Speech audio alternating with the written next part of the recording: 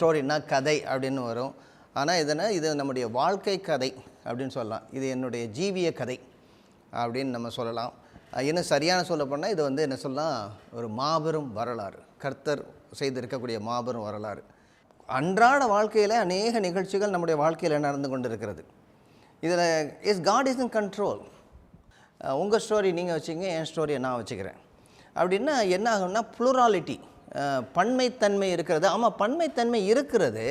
ஆனாலும் ஏதாவது ஒரு இடத்துல நம்ம ஒன்று கூட வேண்டும். ஆக இந்த ஆகமங்கள் எல்லாம் நாம் எப்படி மொழியாக்கம் பண்ண வேண்டும், எப்படி அதை புரிந்து கொள்ள வேண்டும் என்றால் இயேசு கிறிஸ்து, அந்த கிறிஸ்டாலஜிக்கல் ரெவலேஷன், கிறிஸ்துவை வைத்து தான் எல்லாவற்றையும் நாம் புரிந்து கொள்ள வேண்டியது இருக்குது.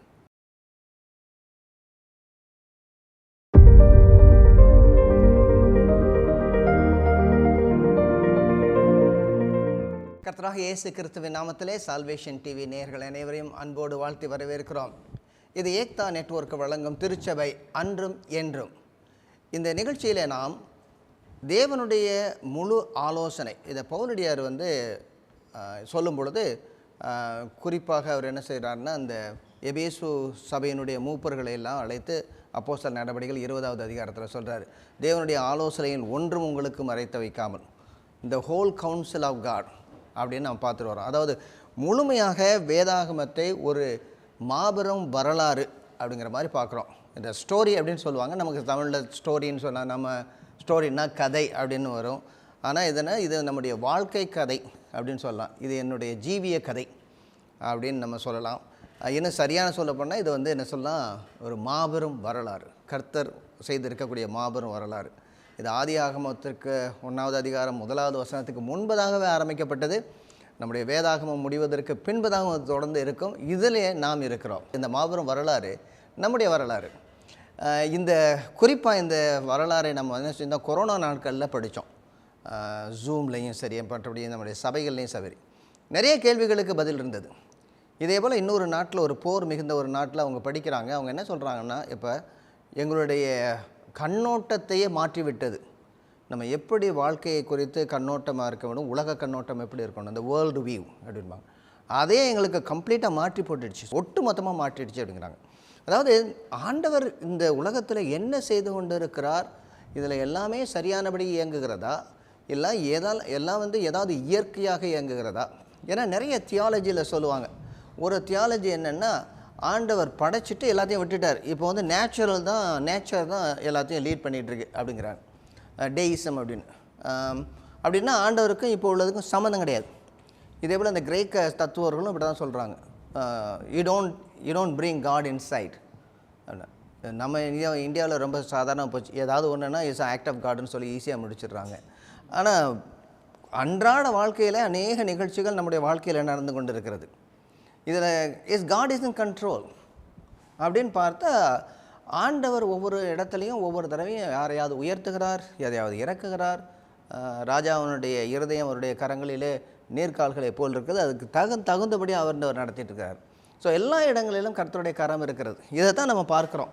இந்த மெகா ஸ்டோரி, இந்த மெட்டா நேரேட்டிவ், இது இல்லைன்னு சொல்லி நம்ம போன வாரத்தில் நிறைய பேர் தர்க்கம் பண்ணுவதை குறித்து நாம் பேசினோம். அதாவது ஒரு ஸ்டோரி கிடையாதுங்க, உங்களுக்கு ஒரு ஸ்டோரி, எனக்கு ஒரு ஸ்டோரி, உங்கள் ஸ்டோரி நீங்கள் வச்சுங்க, என் ஸ்டோரியை நான் வச்சுக்கிறேன் அப்படின்னா என்ன ஆகும்னா ப்ளூராலிட்டி, பன்மைத்தன்மை இருக்கிறது. ஆமாம், பன்மைத்தன்மை இருக்கிறது. ஆனாலும் ஏதாவது ஒரு இடத்துல நம்ம ஒன்று கூட வேண்டும். இந்த காமன் கிரவுண்ட் இருக்கணும். நீங்களும் நானும் பேசுகிறேன்னா ஏதாவது காமன் கிரவுண்ட் இருக்கணும். அந்த காமன் கிரவுண்ட் இல்லாமல் நம்ம பேச முடியாது. எனக்குள்ள அனுபவத்தை நான் சொல்லிகிட்டு இருக்கலாம், உங்களுக்குள்ள அனுபவத்தை நான் சொல்லிகிட்டு இருக்கலாம். ஆனால் இந்த அனுபவங்கள் எல்லாம் ஒட்டுமொத்தமாக எதற்கு உள்ளாக இருக்கிறதுன்னு சொல்லி பார்த்தோம்னா அப்போ தான் நமக்கு தெரியும். இதை எப்படி நம்ம ஆரம்பித்தோம் அப்படின்னு நீங்கள் சொல்லணும்னா, இவங்க எங்கே இருந்து ஆரம்பித்தோம், அதாவது வேதாகமத்தை எப்படி சரியானபடி வியாக்கியானம் செய்ய வேண்டும், இதுதான் சரியான முறைமை. அதாவது இந்த நாட்களிலே அநேக டினாமினேஷன்ஸ், தத்துவங்கள் அல்லது கோட்பாடுகள் உள்ள சபைகள் வந்ததுக்கு காரணம் என்னென்னா, அவங்களுடைய டினாமினேஷனுக்கு ஏற்றவாறு அவங்க என்ன செய்வாங்க, இந்த வேதாகமத்தை மொழியாக்கம் பண்ணுகிறார்கள், வேதாகமத்தை அவர்கள் வியாக்கியானம் பண்ணுகிறார்கள், அதுக்கு பொருள் கொடுக்கிறார்கள். அதை விட்டு நம்ம மாற முடியாது. எந்த ஒரு டினாமினேஷன்லேருந்து வர்றோமோ அதே டினாமினேஷன் கண்ணோட தான் நம்ம அந்த வேதாகமத்தை படிப்போம். ஆனால் எழுதின ஆசிரியருக்கு பரிசுத்த ஆவியானவர் என்ன விளக்கி சொல்லியிருக்கிறான்னு சொல்லி அதை படிச்சிருக்கணும். இப்போ நம்ம எப்படி படிக்க வேண்டியது இருக்குது, ஆதி அப்போஸ்தலர்களுக்கு இது எப்படி வெளிப்படுத்தப்பட்டது அப்படின்னு சொல்லி எங்கேருந்து நம்ம ஆரம்பிச்சோன்னு கொஞ்சம் ஐடியா இருக்குதா? ஆதி அப்போஸ்தலருக்கு இயேசுவானவர் என்ன கற்றுக் கொடுத்தாருங்கிறதுல இருந்து நம்ம படிச்சோம். அப்போ இயேசுவான லூக்கா 24வது அதிகாரத்துல 24வது அதிகாரம் எம்மாவூர் சீஷர்களோட ஆண்டவர் பேசிட்டு வரும்போது, இயேசுவானவர் பேசி கொண்டு வரும்போது அவர் சொல்றாரு, ஆகமங்களிலும் தீர்க்கதரிசன புஸ்தகங்களிலும் மோசேயின் ஆகமங்களிலும் சங்கீத புத்தகத்திலும் எழுதியிருக்கிறது என்னை குறித்து எழுதியிருக்கிற யாவையும் நிறைவேற வேண்டியது. 24வது அதிகாரம் 44வது வசனம். இதை நம்ம இந்த வசனத்தை ரொம்ப 44லேருந்து 49 வரைக்கும் அவர் பேசுவார். ஆனால் அதுக்கு முன்னாடி இந்த எம்மாவூர் சீஷர்களை குறித்து பேசும்போது 13வது வசனத்துலேருந்து பேசிட்டு வருவார். அப்போ அவர் 2 இடத்துல ஒரு 2 வார்த்தை வருது. அவர்களை விலக்கி காட்டின போது அப்படின்னு வருது. அவர்களை விபரித்து கூறினார், விலக்கி காட்டினார். இதுக்கு இந்த கிரேக்க வார்த்தை என்னென்னா ஹோமலிட்டிக்ஸ் அப்படிங்கிற வார்த்தை. ஹோமலிட்டிக்ஸுங்கிற ஒரு சப்ஜெக்ட். அது எப்படி வியாக்கியானம் பண்ணுவது, எப்படி விளக்குவது என்பது. இப்போ இயேசுவானவர் அதை விளக்கி காட்டுகிறார். என்னுடைய நிமித்தமாக இதெல்லாம் நடந்திருக்கு அப்படிங்கிறார். அதுதான் தனக்கு நம்ம சொல்லி. ஆமாம், தனக்கு. அதாவது 3 இதையும் சேர்த்தா, அதாவது தோரா, நவியம், கதவியம், இதெல்லாம் 3 முதல் லெட்டரையும் சேர்த்தா தனக்கு அப்படின்னு சொல்லி இப்படி தான் இப்பொழுதல்ல அந்த எபிரேயர்களுடைய வேதாகமும் ஒழுங்குபடுத்தப்பட்டிருக்கிறது. இதோடு கூட இன்னொன்று நான் உங்களை கொண்டு வர்றேன். அதாவது வேதாகமத்தை எங்கே கொண்டு போகிறது, வேர் இட்ஸ் கல்மினேட்டிங், எதுக்கு நேராக அந்த முந்தைய ஏற்பாடு நம்மளை நீட்பட்டது அப்படின்னு பார்க்குறேன்னா ரொம்ப அழகாக நான் பார்க்கலாம். பிலிப் என்பவர் இந்த எத்தியோப்பியா மந்திரிக்கு சொல்கிறார். அந்த நிகழ்ச்சி யாருக்காவது ஞாபகம் இருக்குதா? 8வது அதிகாரத்தில் சொல்லுங்கள், யாராவது சொல்லுங்களேன். ஓகே, 8வது அதிகாரத்தில் என்ன நடந்தது? சமாரியா பட்டணத்தில் சுவிசேஷத்தை அறிவித்த பிறகு அவர் காசாக்கு போகிற வழியில் எத்தியோப்பியா மந்திரிக்கு அவர் ஏசாயா புஸ்தகத்தை பரிசுத்த அனுப்புறாரு, டைரக்ட் பண்ணுறாரு. அங்கே ஒரு பெரிய ரிவைவல் நடந்துகிட்டு இருக்குது. இல்லை அதுக்கு மேலே இன்னொன்று ஒரு வேலை இருக்குது அப்படின்னு சொல்லி அனுப்புகிறாரு. நம்மளாம் போயிருக்கவே மாட்டோம். ஓகே, அது வேறு சார். தெற்கத்தி பகுதிக்காக போகணும்னா என்ன அர்த்தம்னா வனாந்திர பகுதிக்கு ஓடணும். நல்லா சூப்பரான ஒரு இடத்துல வனாந்திர பகுதிக்கு அனுப்புனான்னா ஆண்டவர் ஏதோ மிஸ்டேக் பண்ணிட்டாருன்னு நம்ம சொல்லிடுவாங்க நிறைய பேர். ஓகே, கோ ஹெட். அவர் ஏசாயா புஸ்தகத்தை, தீர்க்கதரிசன புஸ்தகத்தில் ஒரு பகுதியை வாசிச்சுட்டு இருக்காரு, அந்த எத்தியோப்பியா மந்திரி. ஆமாம், பரிசுத்த ஆவியானவர் இவர் அவரோட போய் அந்த ரதத்தோட இணைந்து கொள்ள சொல்றாரு. ஆமாம், அங்கே அவர் அதை ரீட் பண்ணிட்டு இருக்கும்போது அவருக்கு அதோட அர்த்தம் ஆனால் புரியல. யாருக்கு புரியல? எத்தியோப்பியா மந்திரி. அது ஆனால் இவருக்கு புரிஞ்சிருச்சு எங்கேருந்து வாசிக்கிறாருன்ட்டு. இல்லை, ஏசாயானுடைய புத்தகத்துலேருந்து வாசிக்கிறாருன்னு நம்ம சுவிசேஷகருக்கு புரிஞ்சிருச்சு. பிலிப்பு எத்தியோப்பியா மந்திரி கிட்ட கேட்குறாரு, நீங்க வாசிக்கிறதோட அர்த்தம் உங்களுக்கு தெரியுதா அப்படின்னு கேட்குறாரு. நம்மள மாதிரி வாசிப்பா ஆனால் அர்த்தம் தெரியாதுங்கிற மாதிரி அவருக்கு கரெக்டாக கேட்டிருக்காரு. அப்புறம் எனக்கு யாராச்சும் விவரிச்சு சொல்லலைன்னா எனக்கு எப்படி அது தெரியும் அப்படின்னு சொன்ன பிறகு இவர் கரெக்டாக அந்த பகுதி இல்லை கேட்குறாரு. என்ன சொல்றாரு? இவர் யாரை குறித்து பேசுகிறார்? இந்த ஏசாயா தீர்க்கதரிசி யாரை குறித்து பேசுகிறார்? அவர் தன்னை குறித்து பேசுகிறாரா இல்லை வேற யாரையாவது குறித்து பேசுகிறாரா அப்படின்னு அதுதான் பாயிண்ட் ஆஃப் ரெஃபரன்ஸ். ஓகே, இப்போ கொஞ்சம் நேரத்துக்கு முன்னாடி சொன்னேன், ஏதாவது ஒரு பாயிண்ட் ஆஃப் ரெஃபரன்ஸில் தான் ஆரம்பிக்க வேண்டியதாக இருக்கும். உன் கதை என் கதை எல்லாம் சேர்த்து அவர் கதையில் இருக்கணும். Your story my story should be in his story. History. ஆமாம், அந்த இடத்துல பேசியாவை குறித்து தான் சொல்லப்பட்டிருக்கு. அந்த பாடுபடுகிற தாசனுடைய பகுதியில் அந்த அடிக்கப்படுற ஆடை போல போகிறது இயேசுதான் அப்படின்னு 53வது அதிகாரத்தில். அப்போ என்ன சொல்கிறாரு? இந்த முந்தைய ஏற்பாட்டில் கொடுக்கக்கூடிய இந்த பாடுபடும் தாசனுடைய பாடல்களை எடுத்து அது இயேசுவை குறித்து தான் சொல்லியிருக்குன்னு கொண்டு முடிக்கிறார். இதை எடுத்து இயேசுவை முன்னிட்டு அவருக்கு சுவிசேஷத்தை அறிவித்து இன்னும் எது வரைக்கும் கொண்டு போகிறாரு?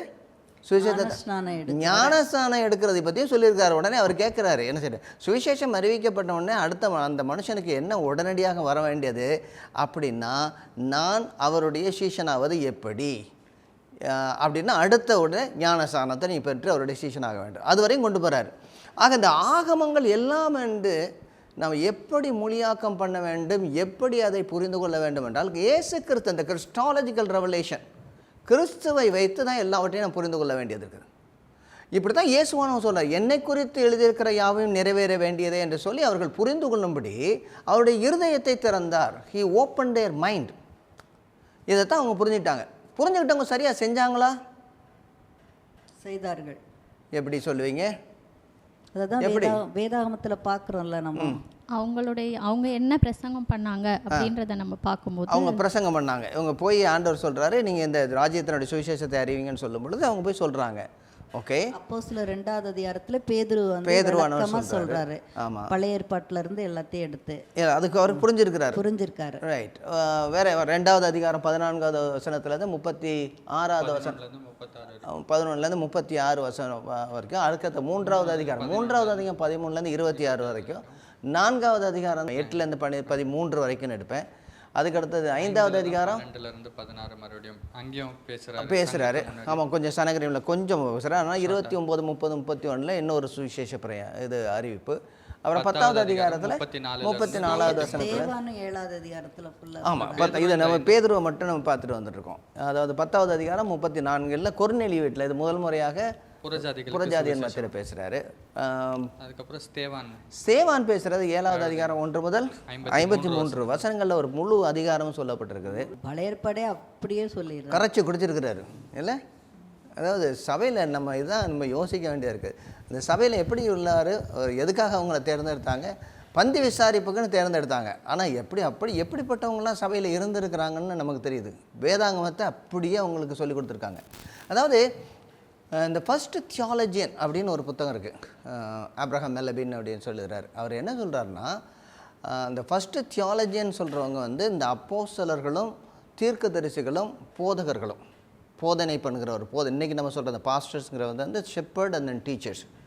இவங்களுடைய முக்கியமான வேலை என்ன அப்படின்னா, பழைய ஏற்பாட்டை எடுத்து அதில் இயேசு கிறிஸ்துவை குறித்து என்ன சொல்லப்பட்டிருக்குன்னு விளக்கி கூறுவது தான் அவங்களுடைய வேலையாக இருந்துச்சு. அவங்களுடைய சுவிசேஷ அறிவிப்பு, சுவிசேஷ போதனை, சபையை திடப்படுத்துதல், அடுத்ததாக இந்த மேய்ப்பருடைய ஊழியம், இந்த ஷெப்பர்டிங், கவுன்சிலிங், இது எல்லாமே என்னாச்சு, சுவிசேஷம் என்ன சொல்லப்பட்டிருக்கிறது, அது எப்படி நிறைவேறினது, இயேசு கிறிஸ்து யார் உங்களுடைய வாழ்க்கையில், இதை தான் அவங்க சொல்லிட்டு இருந்திருக்காங்க. That is a ministry. வேறு எந்த கதையும் அடிக்கலை. Pulpit is not for joking, it is for establishing. தெளிவாக பழைய ஏற்பாட்டிலிருந்து இவர் தான் இயேசு, இந்த இயேசுவே மேசியா என்று சொல்லி எல்லாரிடத்தும் திருஷ்டாந்தப்படுத்தினான். ப்ரூவ் எவரிதி. இதுதான் அவங்களுடைய தியாலஜியாகவே இருந்துச்சு. இப்படி தான் அவங்க செஞ்சுருக்கிறாங்க. அதனால தான் சபைகள் இவ்வளவு திடமாக இருந்திருக்குது. இப்போ நம்ம கடைசியாக போன நிகழ்ச்சி முடிக்கும் பொழுது இதெல்லாம் ஏன் நடக்கலை, ஏன் இன்றைக்கி எல்லாவற்றையும் அக்கு வேறு ஆணி வேறாக பிரித்து வச்சுட்டு திரும்ப ஒட்ட வைக்க முடியலை. வேடிக்கையாக முன்னாடி சொல்லுவாங்க, முன்னாடி உள்ள கம்ப்யூட்டர்லாம் ஒரு பெரிய ரூம்குள்ளே வைக்கிற அளவுக்கு இருக்குமா. அது இந்தியாவுக்கு வந்தது, அதை நிறையா அசம்பிள் பண்ண வேண்டிய இருந்துச்சு. எல்லாம் அசம்பிள் பண்ணி முடித்த பிறகு 5 கிலோ நட்டு இருந்துச்சா. இது எங்கே ஃபிக்ஸ் பண்ணுறதுன்னு தெரியலை.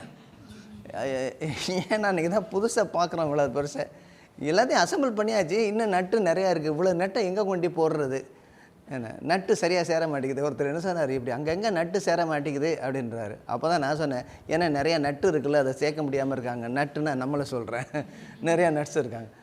சரியானபடி ஒட்டு மொத்தமாக நாம் படிக்காமல் இப்பொழுது என்ன செய்கிறோம், எல்லாவற்றையும் அக்கு வேறு ஆணி வேறு ஆகிடுச்சு. ஏன்னா நம்முடைய கலாச்சாரம் அப்படி ஆயிடுச்சு இல்லை. நீங்கள் ஏதாவது ஒரு பர்கர் கடைக்கு போனீங்கன்னா அல்லது பிஸ்ஸா கடைக்கு போனீங்கன்னா என்ன சொல்லுவீங்க, என்ன டாப்பிங் வேணும் அப்படின்னு வரிசையாக கேட்பான் இல்லை. உங்களுக்கு பிடிச்சதை மட்டும் இப்படி சொல்லிட்டு இருப்பீங்க. எது எங்களுக்கு அது புரியவே புரியாது. எது புரியாது எங்களுக்கு, எங்கள் ஜென்ரேஷனுக்கு என்ன புரியாது, என்ன பர்கரில் மேலே என்ன டாப்பிங்ஸ் போடுறது, ஏன்னா எங்களுக்கு அது பிடிக்கல. அதனால ஆமாம். ஆனால் சாம்பாரில் என்ன காய் போடணும்னு சொல்லி உங்களுக்கு நல்லா கரெக்டாக தெரியும். கத்தரிக்காய்க்கு என்ன அதெல்லாம் போடணுமா, இது வேண்டாமா, என்ன கரெக்டாக ஒதுக்கிலாம் வைப்பாங்க. அதாவது நமக்கு என்ன பிடிச்சிருக்கு அதை மட்டும் சொல்லுங்கள், அந்த நிலைமைக்கு நம்ம வச்சிட்டோம். இதை தான் காஃபிடீரியா மெத்தட். இன்றைக்கி படிக்கிறதோட மெத்தடே காஃபிடீரியா மெத்தட். என்ன சொல்கிறாங்க, சபையில் என்ன சொல்கிறாங்க, எங்களுக்கு உகந்த வார்த்தைகளை பேசுங்கள். நீங்கள் ஏதோ எடுத்து பேசிகிட்டு இருக்கீங்க, இதுக்கும் எனக்கும் சம்மந்தம் என்ன. இந்த ஐடி பீப்புள் உடனே சொல்கிற ஒரு வார்த்தை என்னென்னா, what is on the Monday morning அப்படின்பாங்க. மண்டே மார்னிங் அவங்களுக்கு டிஃப்ரெண்ட்டு. மண்டே மார்னிங் என்ன அப்படின்னா, ரெகுலர் வாழ்க்கையில் சண்டே முடிஞ்சு போச்சு, மண்டே என்ன, மண்டேக்கு எங்களுக்கு சொல்லுங்கள் அப்படின்பாங்க. ஆனால் வேத சத்தியத்தை ஒட்டு மொத்தமாக தான் அவங்க சொன்னாங்க. அவங்களுடைய வார்த்தைகளை அந்த வார்த்தைகள் நிச்சயமாக பரிசுத்த ஆவியானவர் எடுத்து அவர்களுக்கு பேசினாரா. சில நேரங்களில் நம்ம எதையாவது ஒன்று குறிப்பிட்டு பேசணும்னு சொல்லி நம்ம போவோம். அநேக நேரங்களில் பரிசுத்த ஆவியானவர் அநேக வசனங்களை எடுத்து சொல்வார். அது பற்பல மக்களுக்கு வித்தியாசமாக போய் சேரும். நிறைய மக்களுக்கு என்ன செய்யும், இது இன்னைக்கு எனக்கு வந்து இந்த நிச்சயமாக என்ன ஆண்டவர் பேசினார். நம்முடைய வேலை என்ன, ஒட்டு மொத்தமாக சொல்லணும், ஒட்டு மொத்தமாக இதைத்தான் நம்ம சொல்லணும் அப்படின்னு. அப்போஸ்தலர் நடபடிகள் அதனுடைய 2வது அதிகாரம் 14 36, அதுக்கடுத்தது 3வது அதிகாரம் 11 முதல் 26, 7வது அதிகாரம் 1 முதல் 53. பவுலடியார் இதே மாதிரி தான் பேசியிருக்கிறாரு, அதே மாதிரி தான் எழுதியிருக்கிறார் அநேக இடங்களில். 13வது அதிகாரம் 13 முதல் 41 வசனங்கள். இது எல்லா வசனங்களையும் நம்ம ஒப்பிட்டு பார்க்கும் பொழுது அவங்க எல்லாமே சில அதாவது முந்தைய ஏற்பாட்டுடைய சில வேத பகுதிகளை எடுத்திருக்கிறாங்க. நீங்கள் நல்லா பார்த்தீங்கன்னா இந்த முதலாவதாக அவர் சொல்லும்போது யோவேலுடைய புத்தகத்தை எடுத்திருக்கிறார். பேதுருவானவர் 2வது அதிகாரத்தில். சங்கீத புத்தகம் 16வது சங்கீதத்தை எடுத்திருக்கிறாரு. 89வது சங்கீதத்தை எடுத்திருக்காரு. 2 சாமுவேல் 7 எடுத்திருக்கிறாரு. அடுத்த சங்கீதம் 110 எடுத்திருக்கிறாரு இல்லையா. இதெல்லாம் அவர் பேசியிருக்கிறார் 2வதுல. நீங்கள் 3வது அதிகாரத்துக்கு வந்தீங்கன்னா என்னெல்லாம் பேசியிருக்காரு யாருக்காவது தெரியுதா? ரொம்ப ரொம்ப தெளிவாக டக்குன்னு தெரியுது. ஆதியாகமம் பின்பகுதியிலிருந்து 50 வரைக்கும் எல்லாமே கவர் பண்ணியிருக்காரு. ஆனால் எடுத்து வசனங்கள் 12வது அதிகாரம் 3வது வசனத்தை சொல்லியிருக்காரு. உபாகமத்துடைய புத்தகம் 15வது உபாகம புத்தகத்திலையும் எடுத்திருக்காரு 18வது அதிகாரத்தில். அதாவது மோசேயை போல ஒரு தீர்க்கதரிசி வருவார்னு அதையும் யூஸ் பண்ணியிருக்காரு. அதுக்கப்புறம் ஸ்தேவான் எந்த பகுதி எடுத்திருக்கிறான்னு தெரியுதா? அவரும் ஆதியாகமம் 12வது அதிகாரத்தில் இருக்காரு. 1 முதல் 3 வசனத்தை எடுத்திருக்கிறாரு. அப்புறம் உபாகமத்தினுடைய புத்தகம் 18வது அதிகாரத்தில் 15 முதல் எடுத்திருக்காரு. அப்புறம் 1 ராஜாக்கள் புத்தகம் 8வது அதிகாரம், அதாவது இந்த சாலமோனுடைய ஆலயத்தை குறித்து பேசியிருக்கிறாரு. இவங்க எல்லாரும் ஆமோஸ் 5வது அதிகாரத்தில் இருந்தும் குறிப்பிட்டு ஆமோஸ் 5வது அதிகாரம். அடுத்ததாக பார்த்தோன்னா பவுலடியார் 13வது அதிகாரத்தில். இவர் எங்கேருந்து எடுத்து பேசியிருக்கிறான்னு இப்போ தெரியுதா?